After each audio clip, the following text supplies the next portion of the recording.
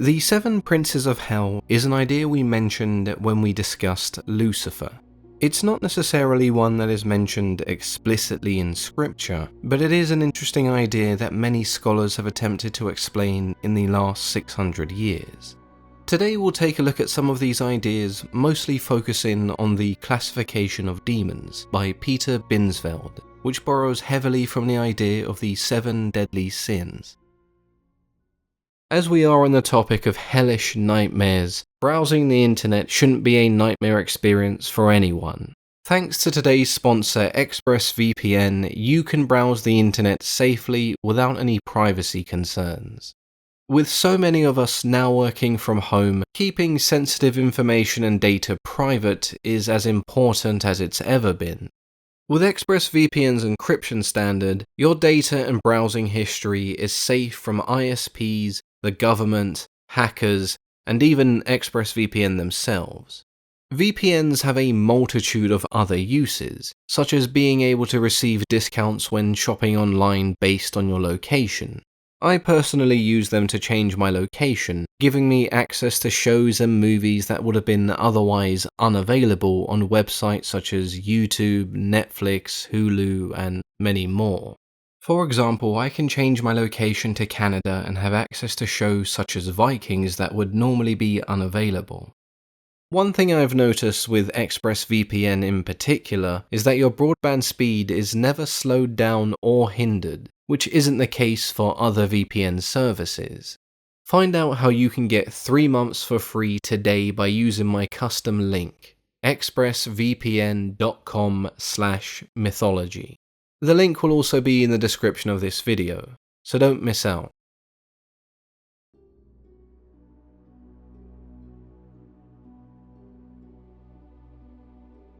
Peter Binsfeld was a German bishop and religious scholar born in Germany in 1540, or 1545 depending on varying sources. As a child, Peter was gifted enough to be sent to Rome to study. When he returned, he became a prominent figure in many anti-Protestant campaigns. What he was most well known for was the part he played in the witch trials of Trier that took place in 1581 until 1593. Binsfeld wrote an influential piece titled "Of the Confessions of Warlocks and Witches," which contained the alleged confessions of these individuals that had been obtained through torture and therefore, according to him, should be believed and trusted. This is important because at the time Peter was considered a rather intelligent man, an expert in religion and its supernatural elements.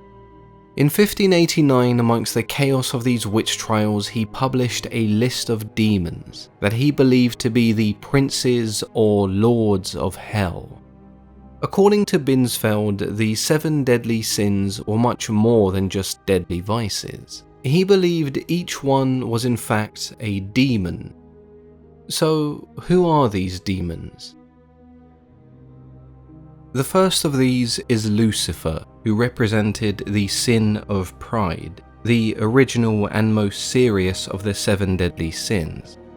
As there is an entire video devoted to Lucifer, I won't go into too much detail here, but in this regard, Binsfeld is referring to Lucifer, the fallen angel. His overwhelming pride led to him believing that he could rule heaven, and so he was cast out and demonized when his rebellion was unsuccessful. The ever-present reminder of the dangers when one allows pride to overcome them. Some consider Lucifer to be the ruler of the seven princes. These accounts often believe Lucifer and Satan are the same individual.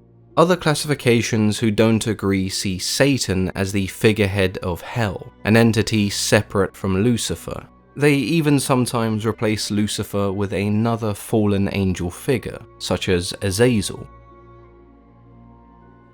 The second demon Binsfeld mentions is Mammon, whose name roughly translates to mean money, and I'm sure you've guessed he is the embodiment of our next sin, greed.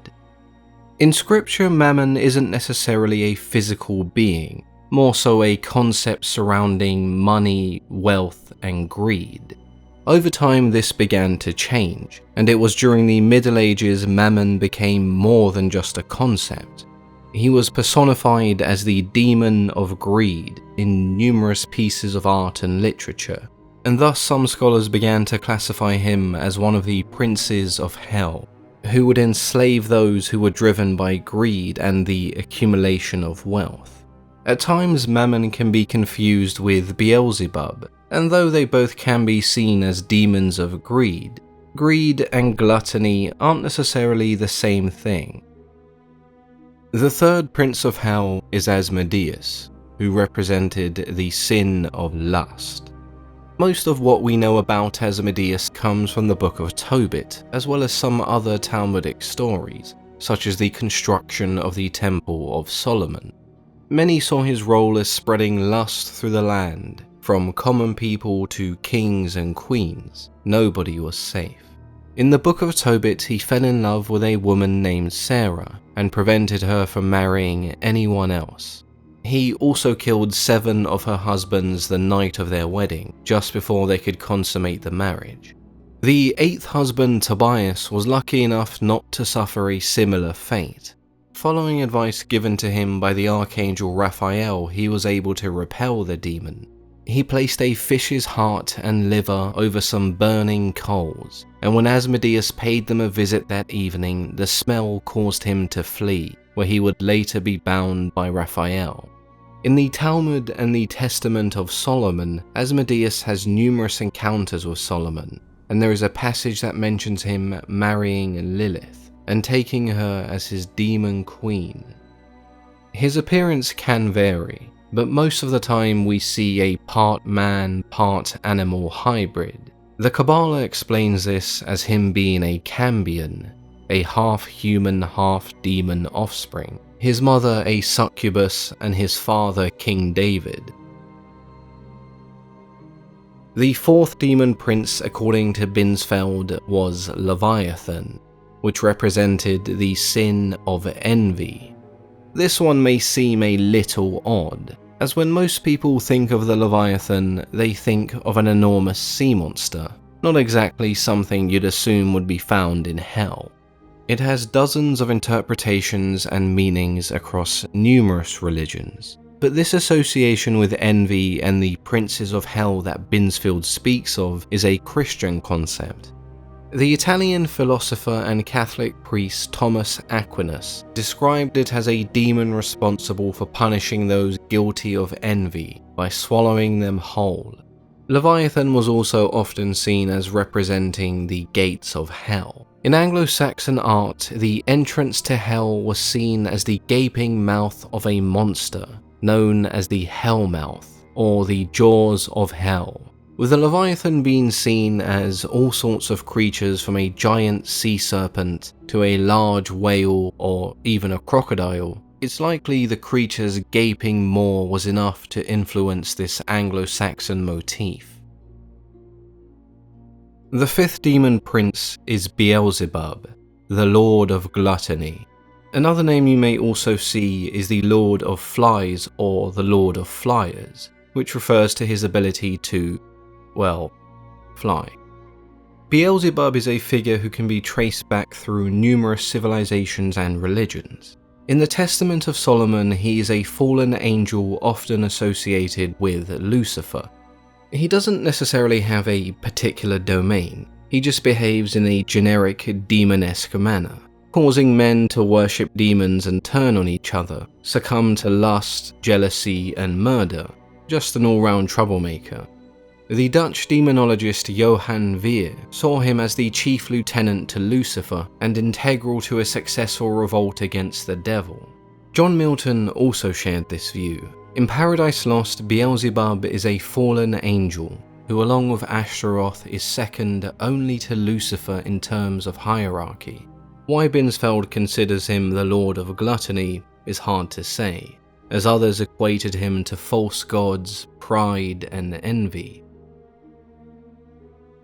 Demon Prince number 6 is undoubtedly the most well known.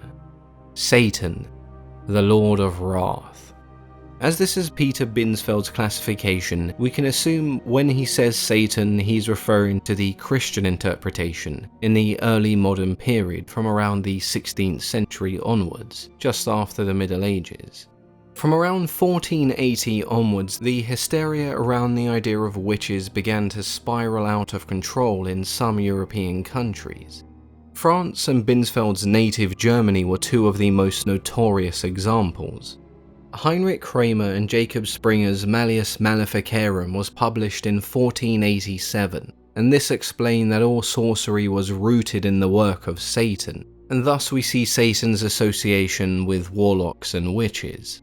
In the Middle Ages, Satan was always depicted as pitiful and repulsive, with no real power.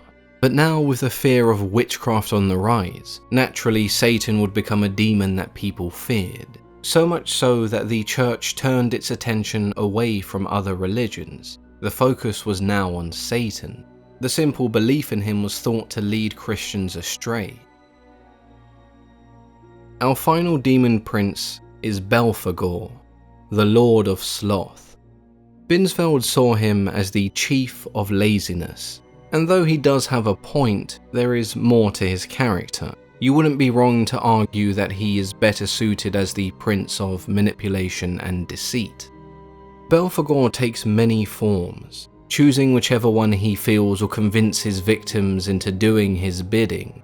He convinces, seduces, and manipulates humans into creating ingenious inventions that will make them rich. A whisper or a nudge in a certain direction that leads to amazing discoveries. But when these are complete, the wealth and esteem is snatched away by Belfagore.